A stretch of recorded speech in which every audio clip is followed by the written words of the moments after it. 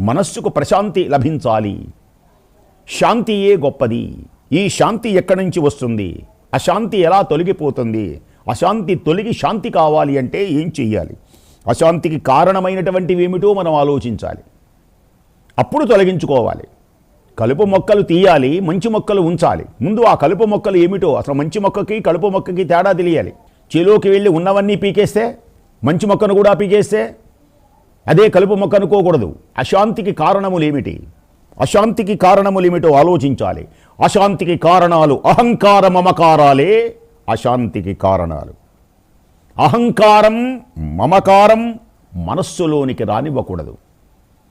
అరిషడ్వర్గములను అంటే కామ క్రోధ లోభ మోహ మదమాత్సర్యములను జయించగలగాలి.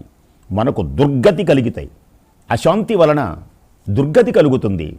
అహంకార మమకారాలు అరిషడ్వర్గాల వలననే అశాంతి కలుగుతుంది. తాపాన్ని రగిలిస్తాయి. అలాంటి అహంకారాదులు తొలగించి మనకు ఆత్మానందమును కలిగిస్తుంది గజలక్ష్మి. అందుచేతనే ప్రతి ఇంటిలో లక్ష్మీదేవికి అటూ ఇటూ ఏనుగులు ఉండాలి. గుర్తుపెట్టుకోండి.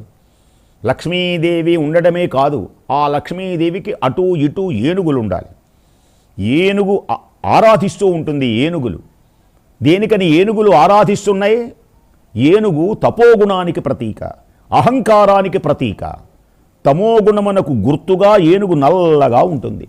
నల్లనైనటువంటి ఏనుగులు లక్ష్మీదేవిని అర్చిస్తూ ఉన్నాయి. అంటే అహంకార మమకారములు, ఈ చిత్త వికారములు ఆ తల్లి అనుగ్రహంతో కరిగిపోతాయి అని అర్థం.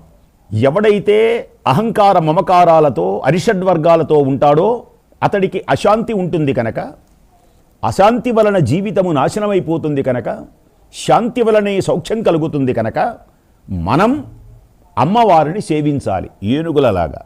ఉదాహరణకి భాగవతం ఉన్నది. భాగవతంలో గజేంద్ర మోక్ష కథ ప్రతి వ్యక్తి వినాలి. గజరాజు ఏం చేశాడు అంటే, ఆ గజరాజే మన ఈ జీవుడు. అహంకారం తన పరివారాన్ని, తన బలాన్ని, తన అధికారాన్ని చూసుకున్నాడు. నన్ను మించిన వాడెవడున్నాడు?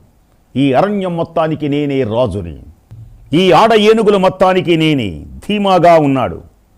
అహంకరించి చివరకు ఆ అహంకారం తొలగిపోయింది. బలము క్షీణించింది. ఇలా ఒక్కింతయులేదు ధైర్యము విలోలంబయ్యే ప్రాణంబులుంఠావు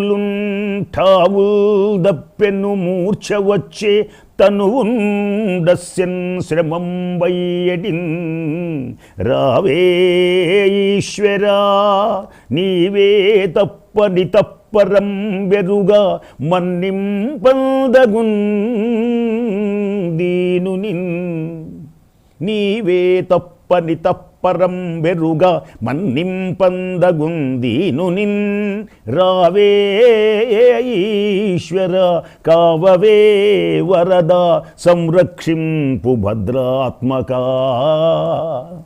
గజేంద్రుడు మొరబెట్టుకున్నాడు. గజేంద్ర మోక్ష కథలో ఉంటుంది.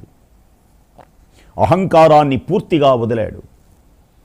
అంతకుముందు అహంకారపూరితుడై ఈ పరివారము, ఈ అధికారము నిత్యము సత్యమని భావించి చివరకు అహంకారము కాదు తొలగించుకొని శరణాగతుడై ఎప్పుడైతే అహంకారమును వీడి దైవాన్ని ప్రార్థించాడో, సంపూర్ణమైనటువంటి శరణాగతి పొందాడో, అప్పుడు ఆ మొసలి పట్టు నుండి విడబడిపోయినాడు. భగవంతుడు ఆయనే పరుగు పరుగున వచ్చి రక్షించాడు. అహంకారము లేనటువంటి ఆరాధనే దైవానికి ప్రీతిపాత్రం. ఆరాధన యొక్క ఫలితం, ఆరాధించవలసినటువంటి దాని ఫలితం ఏమిటి అంటే అహంకారరహితమైనటువంటి మానసిక స్థితి.